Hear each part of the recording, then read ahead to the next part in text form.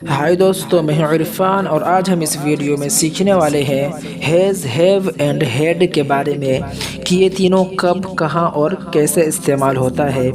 तो simply has और have दोनों का माना एक ही है, दोनों का मतलब एक ही होता है, यानी पास। तो चलिए इसको हम अलग अलग तरीके से समझते हैं। जैसे हैज़, तो हैज़ का जो इस्तेमाल होता है वो ही, शी, इट या सिंगुलर नेम के साथ होता है, यानी इसका जो सब्जेक्ट होगा वो या तो ही होगा या शी होगा या इट होगा या सिंगुलर नेम होगा। तो इसको हम एग्जाम्पल के ज़रिए समझते हैं। जैसे he has two pen, he has two pen, उसके पास 2 कलम हैं। तो यहाँ पर देखिए हैज़ का जो इस्तेमाल हुआ है वो ही के साथ हुआ है।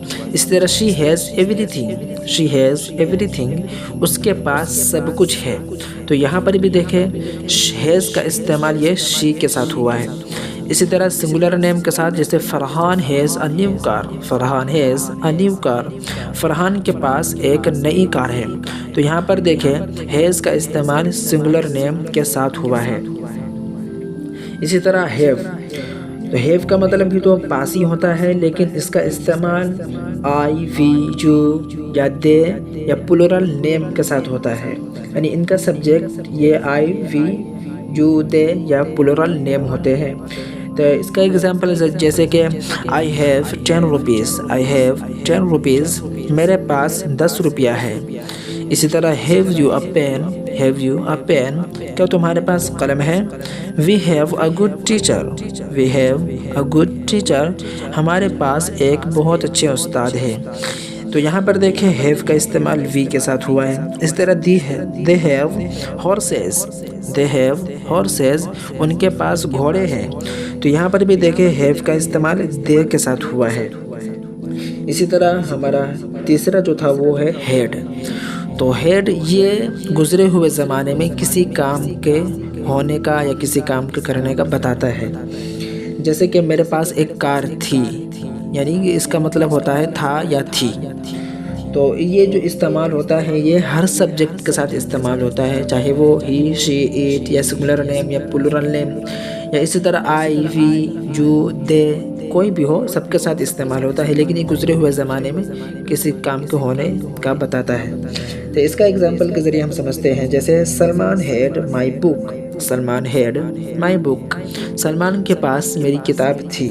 इसी तरह I had a phone, I had a phone, मेरे पास एक मोबाइल था। तो ये मुझे उम्मीद है कि आप ये सब पूरा समझ गए होंगे। तो अब हम ये समझते हैं कि इसको हम सवालिया जुमला कैसे बनाएंगे। जैसे इस तरह पूछना हो कि क्या उसके पास 2 कलम है, तो इसको इस तरह पूछेंगे कि ये जो हैज़, हैव और हैड है, इन तीनों को हम सब्जेक्ट से पहले ले आएंगे, तो ये सवालिया जुमला बन जाएगा। जैसे पहले था ही हैज़ टू पेन, तो इसको हम कर देंगे हैज़ ही टू पेन, क्या उसके पास 2 कलम हैं। इसी तरह पहले था शी हैज़ एवरीथिंग, तो इसको हम कर देंगे हैज़ शी एवरीथिंग, क्या उसके पास सब कुछ है। इसी तरह हैव में भी हैव को हम पहले ले आएंगे सब्जेक्ट से, तो वो सवालिया जुमला बन जाएगा। जैसे have they horses, have they horses, क्या उनके पास घोड़े हैं। जो अ पेन, क्या तुम्हारे पास कलम है। तो यहाँ पर हमने यू से पहले हैव लिया है, यानी कि सब्जेक्ट से पहले हैव लिया है, तो क्या हो गया, ये सवालिया जुमला बन गया। इसी तरह हैड में भी हम हेड को पहले ले आएंगे सब्जेक्ट से पहले, तो वो सवालिया जुमला बन जाएगा। जैसे पहले था सलमान हैड माई बुक, अब हम कर देंगे हैड सलमान माई बुक, क्या सलमान के पास मेरी किताब थी। इसी तरह पहले था आई हैड अ फ़ोन, इसको हम कर देंगे had I a phone, had I a phone, क्या मेरे पास एक मोबाइल था।